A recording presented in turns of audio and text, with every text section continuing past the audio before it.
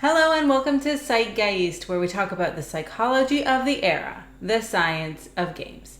I am your host, Dr. Rachel Kowert, and on today's episode of Research Review, we're going to be tackling a brand new 2021 paper entitled Digital Diet, a 21st Century Approach to Understanding Digital Technologies and Development by the one and only Amy Orben, #fangirl.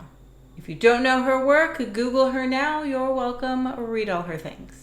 This paper addresses some of the top questions that educators, parents, policymakers have around digital technology. We've never been more networked or more digitized, and understanding how that impacts us, and more importantly, how to mindfully approach their integration into our 21st century lives is critical. This paper opens with the caveat that I often start this discussion with, although put more eloquently by Dr. Orben, quote, I have come to believe that this collective search for a unitary numerical value linking screen time with developmental outcomes is futile, primarily because such a value doesn't exist. There is no magic number. Not to fear, because what we have in this paper are approaches and strategies. Dr. Orben argues that to understand digital diet, we can draw parallels from what we know about our nutritional diet. For example, when discussing our nutrition, we often think about things like what's being eaten, the amount that's being eaten, different food groups, individual differences, and population differences. And the same approach can and should be applied to our digital diets. In this paper, there are 6 categories that are identified: type, amount, balance, individuals, utility, and population. And these are then discussed through the conceptual angle of the digital diet. So the idea here is not that we're thinking of a magical number, but that we're considering these 6 categories when determining what best digital diet suits us, or our children, or our families. So let's explore these categories. First, type. Just as not all foods are created equal, if only donuts and broccoli had the same nutritional value, all technologies are not created equal. It's important to acknowledge the type of technology and the type of content that's being consumed when we discuss our digital diet. For example, 20 minutes of scrolling through abusive content on social media will have a different impact than 20 minutes of reading your favorite children's story on an iPad. Next, amount. How much of what you eat matters.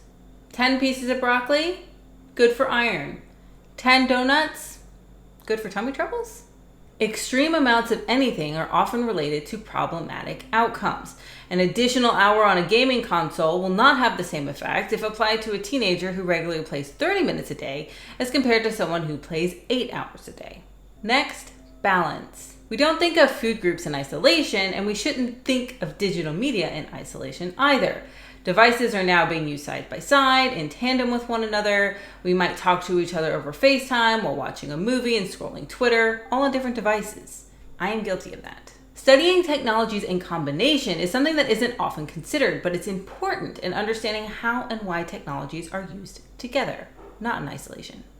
Next, individuals. Most of us can eat most food without experiencing any harm. However, if my dad has shellfish, he's going to the hospital. Individual differences in sensitivity to digital diets also exist. Sensitivity to certain content or stimuli, for instance, like clinically depressed individuals seeing self-harm content on social media sites. When it comes to video games, we often talk about differences in people with self-regulation challenges, having a more difficult time moderating the time they spend playing games.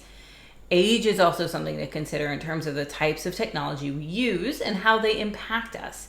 Accounting for individual differences is critical. Next, there's utility.